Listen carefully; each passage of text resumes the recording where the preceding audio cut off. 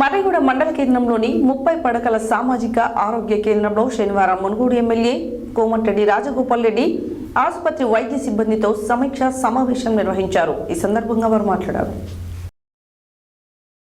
మర్రిగూడ మండల కేంద్రంలోని 30 పడకల సామాజిక ఆరోగ్య కేంద్రంలో శనివారం మునుగోడు ఎమ్మెల్యే కోమటిరెడ్డి రాజగోపాల్ రెడ్డి ఆసుపత్రి వైద్య సిబ్బందితో సమీక్ష సమావేశం నిర్వహించారు. ఈ సమీక్షలో వైద్య అధికారులు సిబ్బందితో పాటు స్థానికులు కూడా పాల్గొన్నారు. 30 పడకల ఆసుపత్రిగా మారిన నాటి నుండి వైద్య సేవలు ఎలా ఉన్నాయి, సిబ్బంది కొరత ఏమైనా ఉందా, మౌలిక సదుపాయాలు ఎలా ఉన్నాయి అనే విషయాలతో పాటు సిబ్బంది పనితీరు, ఇక్కడ సేవలకు సంబంధించి అధికారులను అడిగి తెలుసుకున్నారు. ఇక్కడ ప్రజలకు పూర్తిగా వైద్య సేవలు అందడానికి ఎటువంటి వైద్య పరికరాలు కావాలి, టెక్నికల్ స్టాఫ్ ఎంతమంది, నాన్ టెక్నికల్ స్టాఫ్ ఎంతమంది అవసరం లాంటి పూర్తి వివరాలు ఇవ్వాలని వైద్య అధికారులను అడిగి తెలుసుకున్నారు. వైద్యం అంటేనే సేవ అని, సేవ చేయాలనే కమిట్మెంట్ ఉన్న వాళ్ళే ప్రభుత్వ ఆసుపత్రిలో పనిచేయాలని అన్నారు. కమిట్మెంట్ లేని వాళ్ళు వెళ్ళిపోవచ్చని సూచించారు. వైద్యం కోసం ఇక్కడికి వచ్చే ప్రతి వ్యక్తికి అనుకూలంగా సహకరించాలని, ప్రాపర్గా గైడెన్స్ ఇవ్వాలని అధికారులను ఆదేశించారు. వచ్చిన పేషెంట్కు తన జబ్బుపై సరైన అవగాహన కల్పించడం వల్ల ప్రాణాలు నిలబెట్టవచ్చని గుర్తు చేశారు. ప్రభుత్వ ఆసుపత్రికి వస్తే చికిత్స మంచిగా దొరుకుతుందని నమ్మకం కలిగేలా పనిచేయాలని ఇక్కడ వైద్య సిబ్బందికి సూచించారు. ఈ ఆసుపత్రిలో మౌలిక సదుపాయాలు కల్పించే బాధ్యత నాది అని కోమటిరెడ్డి రాజగోపాల్ రెడ్డి అన్నారు. ఇప్పటి నుండి ప్రతి నెల అటెండెన్స్ రిజిస్టర్ రికార్డ్ పరిశీలిస్తారని అన్నారు. ఆసుపత్రిలో పనిచేసే మహిళా సిబ్బందిపై ఎవరైనా అసభ్యంగా, అమర్యాదగా ప్రవర్తిస్తే వాళ్ళపై చట్టపరమైన చర్యలు తీసుకోవాలని మర్రిగూడెం ఎస్ఐ రంగారెడ్డి ఆదేశించారు. అదేవిధంగా సిబ్బంది ఇక్కడికి వచ్చే రోగులపై అమర్యాదగా ప్రవర్తిస్తే ఊరుకునేది లేదని హెచ్చరించారు.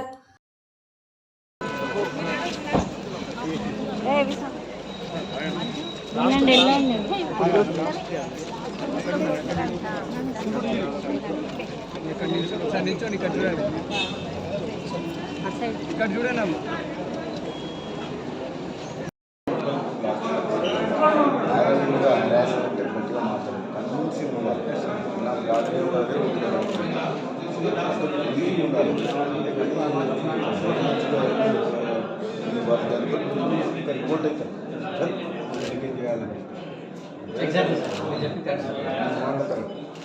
చెరువులో పోట్టుకుండాలి.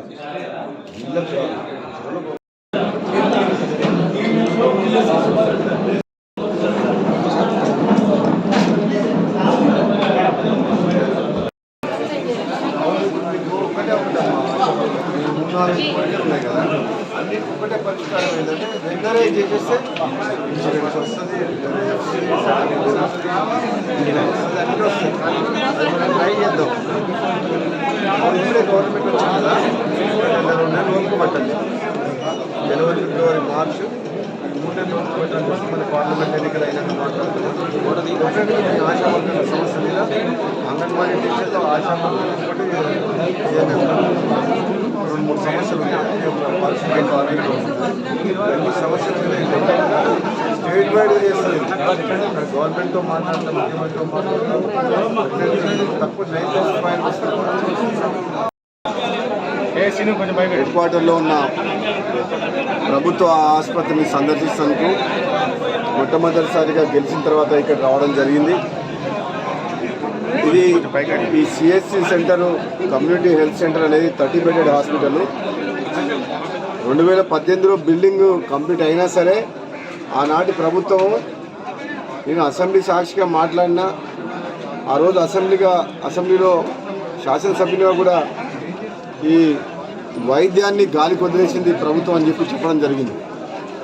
గత ప్రభుత్వం 10 ఏళ్ల కాలంలో పేదల ఆరోగ్యం పట్ల నిర్లక్ష్యం వహించి ప్రభుత్వ ఆసుపత్రుల్లో కనీస సౌకర్యాలు లేకుండా దారుణంగా వేల కోట్ల రూపాయలు ఖర్చు పెట్టా కానీ పేదవాళ్లకు వైద్యం అందని పరిస్థితి. అదేవిధంగా కార్పొరేట్ హాస్పిటల్లో పేదోళ్ళ రక్తం తాగే విధంగా లక్షల రూపాయలు కార్పొరేట్ హాస్పిటల్ దోచుకుంటున్నాయి. కానీ ప్రభుత్వం ఖర్చు పెట్టేది వేల కోట్లైనా పేదవాళ్లకు ఇక్కడ గవర్నమెంట్ హాస్పిటల్లో ఎటువంటి వైద్య సదుపాయాలు కూడా అందకపోవడం చాలా బాధాకరం.